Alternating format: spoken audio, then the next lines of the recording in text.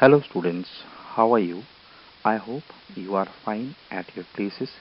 Myself Rakesh Kumar Chobar, lecturer in mathematics, posted in Government Girls High Secondary School Reasi. आज मैं आपके सामने 12th class का unit 3 जिसका नाम मैट्रिक्स है लेकर आया हूँ। आज हम इस चैप्टर के बेसिक्स को समझने की कोशिश करेंगे। सबसे पहले मैट्रिक्स की डेफिनेशन को समझने की कोशिश करते हैं। मैट्रिक्सेस जो कि मैट्रिक्स की प्लूरल फॉर्म है। मैट्रिक्स एक ऐसा रेक्टेंगुलर अरेंजमेंट है जिसमें एलिमेंट को ब्रैकेट में रखा जाता है। एलिमेंट्स के अंतर्गत नंबर्स, सिंबल्स या कोई एक्सप्रेशन आ सकते हैं। ये m क्रॉस n का होना चाहिए। m का मतलब रोज, n का मतलब कॉलम्स होता है।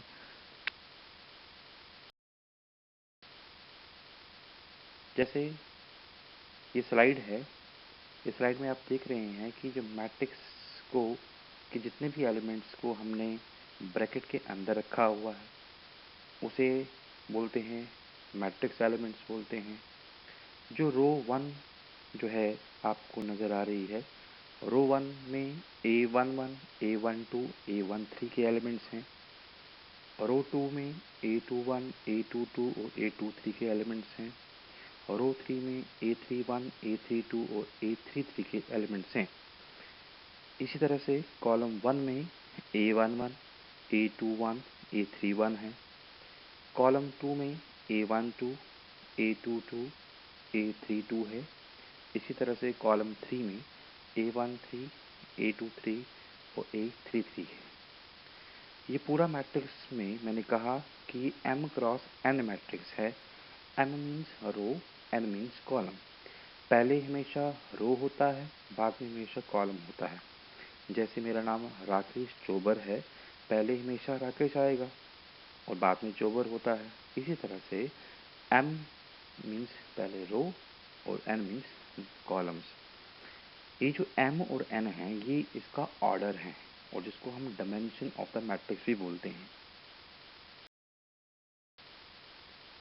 अब मैट्रिक्स की कुछ टाइप्स के बारे में हम डिस्कस करेंगे आगे।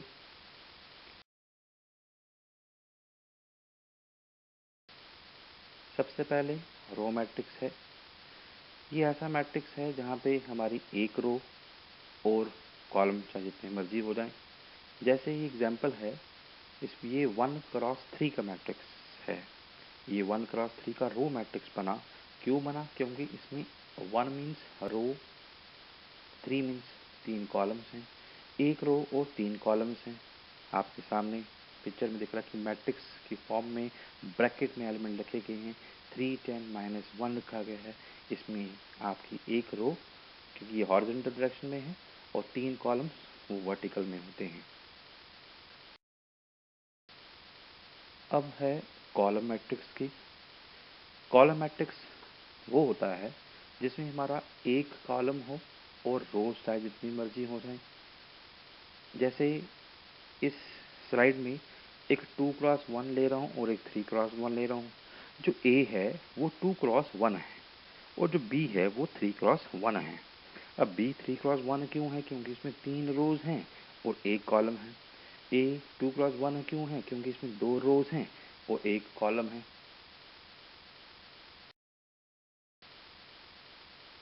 अब स्क्वायर मैट्रिक्स क्या होता है? स्क्वायर मैट्रिक्स क्या होता है कि जहाँ पे हमारी नंबर ऑफ रोज जो हैं नंबर ऑफ कॉलम्स के बराबर होती हैं उसे हम स्क्वायर मैट्रिक्स बोलते हैं। रोज मैंने पहले कहा m से रिप्रेजेंट करते हैं, कॉलम को हम हमेशा n से रिप्रेजेंट करते हैं। जब आपका m और n बराबर हो जाए उसे हम स्क्वायर मैट्रिक्स बोलते हैं। जैसे आपका a है, a बेटा 2 क्रॉस 2 है क्योंकि इसमें दो आपके रोज हैं और 2 ही कॉलम्स हैं। b क्या है? इसमें 3 रोज हैं और 3 कॉलम्स हैं। अब है रेक्टेंगुलर मैट्रिक्सेस। ये ऐसा मैट्रिक्स होता है जहाँ पे नंबर ऑफ रोज जो है नंबर ऑफ कॉलम्स के बराबर नहीं होती।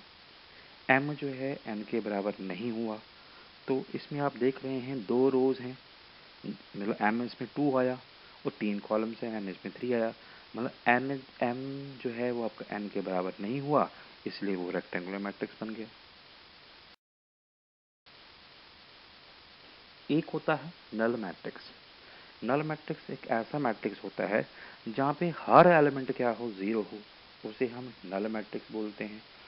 वो चाहे कोई भी ऑर्डर का हो, चाहे 1x1 का हो, 2x2 का हो, 3x1 का भी हो सकता है, 2x3 का भी हो सकता है, कुछ भी होगा, हर एलिमेंट 0 हो, उसे हम नल मैट्रिक्स बोलते हैं। एक होता है आइडेंटिटी मैट्रिक्स और जिसे हम यील्ड मैट्रिक्स भी बोलते हैं। यह ऐसा मैट्रिक्स होता है जिसके हर एक लीडिंग डायगोनल एलिमेंट्स क्या होंगे, 1 होंगे, उसे हम यील्ड मैट्रिक्स या आइडेंटिटी मैट्रिक्स बोलते हैं। डायगोनल एलिमेंट्स मतलब जब 1 1 1 हो, आप स्लाइड में आप देखिएगा जितने भी डायगोनल एलिमेंट्स हैं मैंने 1 रखे हुए हैं, और बाकी जो नॉन डायगोनल एलिमेंट्स हैं वो क्या होंगे, वो 0 होंगे, उसे हम आइडेंटिटी मैट्रिक्स बोलते हैं। कुछ आपकी एग्जांपल इस तरह से भी हैं, ये मैंने 2x2 की फॉर्म में रखा है, ये आपका आइडेंटिटी क्यों हुआ, क्योंकि आपका डायगोनल एलिमेंट्स जो है 1 1, बाकी दो 0 हुए। अब 3x3 में डायगोनल एलिमेंट्स हर एक क्या है, 1 है, बाकी जो नॉन डायगोनल एलिमेंट्स क्या हैं वो 0 हुए, इसलिए वो आइडेंटिटी मैट्रिक्स बनता है। एक होता है स्केलर मैट्रिक्सेस। एक ये ऐसा मैट्रिक्स होता है जिसमें हर एक जो डायगोनल एलिमेंट हैं वो कोई भी स्केलर हो एक्सेप्ट 1, क्योंकि अगर ये 1 होता तो उसका नाम पहले से ही कन्फाइंड है कि वो आइडेंटिटी मैट्रिक्स होता है। इस डायगोनल एलिमेंट में 1 को छोड़कर जो मर्जी हो जाए, चाहे वो जैसे आपके यहाँ पे दिखता है 2 2 2 लिखा है, ये स्केलर बन गया। अगर ये 5 5 5 होता तब भी स्केलर बनता, और रूट 5 होता तब भी स्केलर बनता।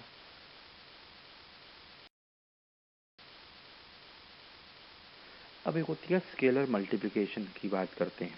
स्केलर मल्टीप्लिकेशन क्या होती है, देखिए अगर कोई मैट्रिक्स है, अगर उस मैट्रिक्स के बाहर कोई स्केलर है, स्केलर मतलब कोई कांस्टेंट वैल्यू है, वो वैल्यू जो है हर एलिमेंट के अंदर जो है मल्टीप्लाई होती है, उसे हम स्केलर मल्टीप्लिकेशन बोलते हैं।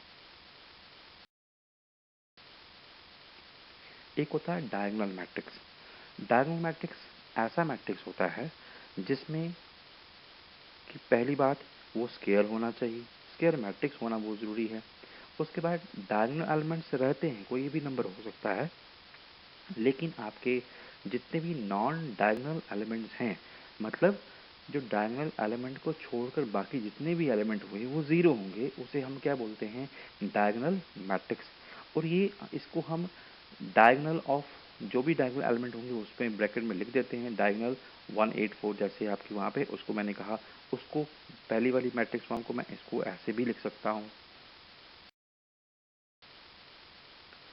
एक होता है negative of vector. Negative of vector क्या होता है कि अगर कोई मैट्रिक्स के साथ माइनस मल्टीप्लाई हो जाए, इसका मतलब वो माइनस जो है हर एलिमेंट के साथ मल्टीप्लाई हो रहा होता है। जैसे आपके सामने दिखता है कि माइनस मैंने किसी मैट्रिक्स के साथ मल्टीप्लाई कर रहा हूँ, पहले वो 2 था, तो जब माइनस मल्टीप्लाई हुआ तो क्या बन गया, -2 बन गया। ऐसे ही -4 वहाँ पे नज़र आता है लेफ्ट साइड पे, तो जब माइनस उसके साथ मल्टीप्लाई हुआ तो वहाँ जो नेगेटिव नेगेटिव क्या होगा, पॉजिटिव हो गया। ये इसका मतलब है। नेगेटिव वेक्टर मतलब ये होता है कि अगर कोई नेगेटिव किसी मैट्रिक्स से जुड़ जाता है, वो नेगेटिव हर एलिमेंट के साथ आगे बनता है। ट्रेस ऑफ द मैट्रिक्स क्या है कि ये ऐसा मैट्रिक्स होता है जिसका डायगोनल एलिमेंट के सम को ही हम ट्रेस बोलते हैं। जस्ट जस्ट हम ये बोल सकते हैं कि sum of the all leading diagonal elements is called trace of the matrixes. जैसे अब एग्जांपल ये आपको सामने है, तो ये ट्रेस मतलब डायगोनल के सम को करना। डायगोनल एलिमेंट कौन से हैं, 3 है, -2 है और 1 है।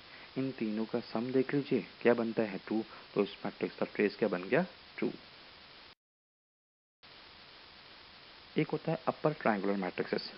अपर ट्रायंगुलर मैट्रिक्सेस ऐसा स्केयर मैट्रिक्स होता है जिसमें आपके डायगोनल एलिमेंट के नीचे सारे ज़ीरो हों, ऊपर कुछ भी वैल्यू हो सकती है। जैसे आपके सामने 2x2 मैट्रिक्स में ले रहा हूँ मैं, 1 8 इसके डायगोनल एलिमेंट है, इसके नीचे वाले 0, ऊपर कुछ रहेगा। सेम कंसेप्ट 3x3 में देखेगा, 1 4 9 क्या है, इसके डायगोनल एलिमेंट्स हैं, और डायगोनल के नीचे क्या है, 0, ऊपर कुछ ना कुछ है। हम बोल सकते हैं अपर ट्रायंगुलर मैट्रिक्स में आपके डायगोनल एलिमेंट के नीचे सारे 0, उसे क्या बोलते हैं, अपर ट्रायंगुलर मैट्रिक्सेस। अब है लोअर ट्रायंगुलर मैट्रिक्सेस।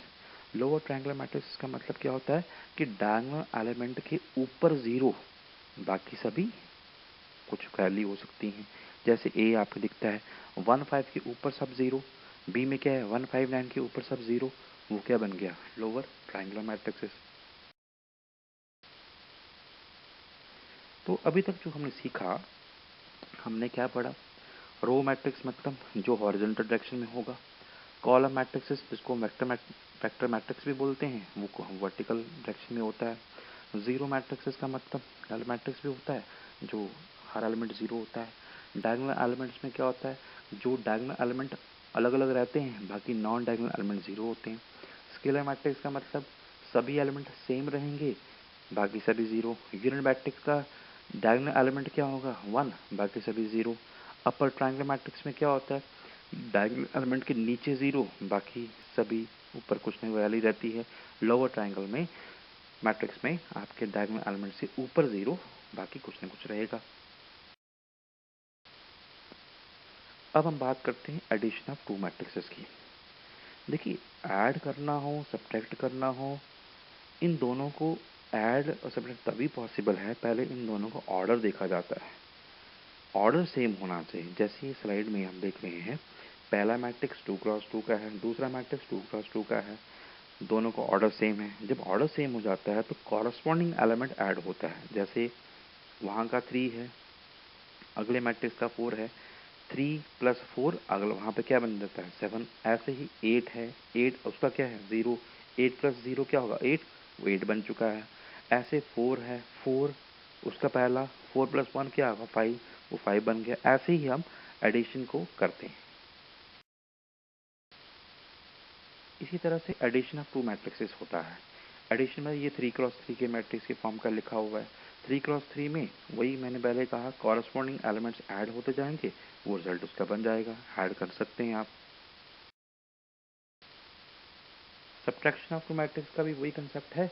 दो मैट्रिक्स दिए हुए हैं तो आपको दोनों को माइनस करना, लेकिन पहले ये देखना पड़ता है कि ऑर्डर उसका सेम होना चाहिए।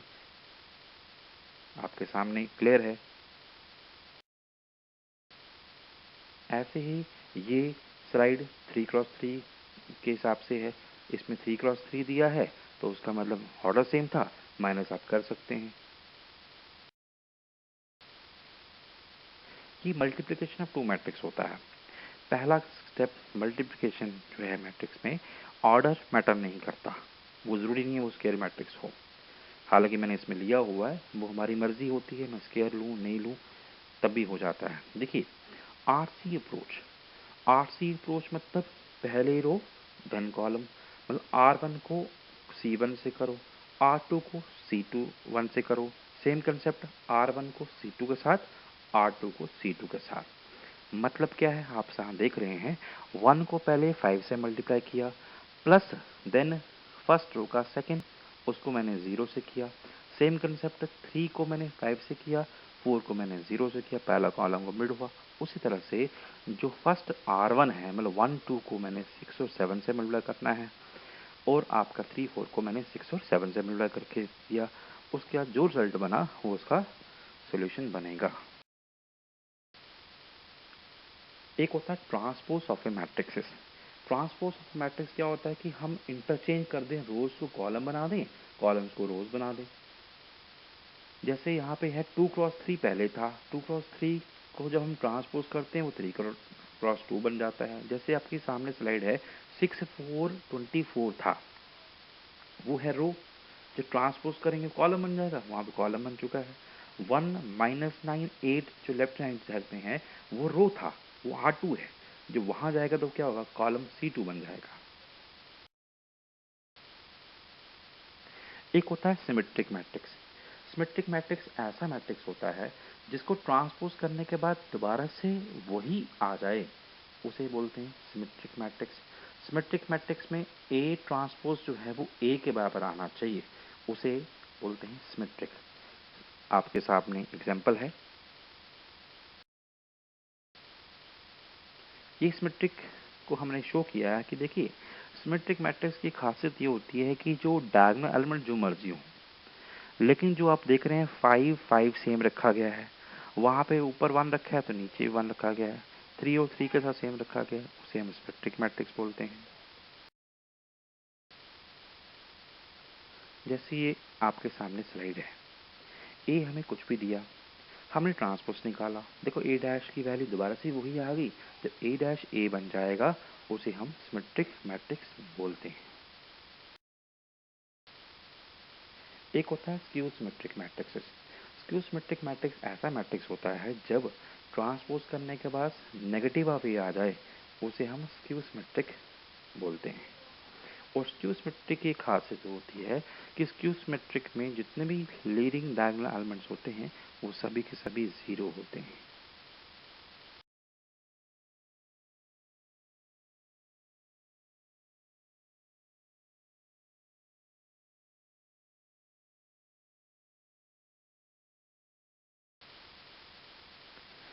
नटशेल हम कह सकते हैं सिमेट्रिक मैट्रिक्स जहाँ पे ए ट्रांसपोज अगर ए हो, और स्क्यू सिमेट्रिक में जहाँ पे ए ट्रांसपोज जो है माइनस ए हो। और एग्जांपल आपके सामने है सिमेट्रिक मैट्रिक्स में बताया, स्क्यू सिमेट्रिक की एग्जांपल मैंने बताई कि डायगोनल एलिमेंट्स आप देख रहे हैं कि सभी में क्या है 0 है, इसलिए वो स्क्यू सिमेट्रिक शो होता है। आज का लेक्चर मैं यहीं पर ख़त्म करता हूँ। उम्मीद करता हूँ कि आपको मेरा लेक्चर समझ आया होगा। इसी के साथ आपसे विदाई लेते हुए मैं राकेश कुमार चोबर आप सभी का धन्यवाद करता हूँ। Thank you once again.